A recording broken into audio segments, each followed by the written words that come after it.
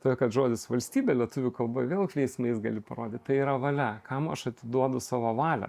Tai yra aš savo valios nebeturiu, Tas geras. o kažkas tai turi kitas valią ant mane.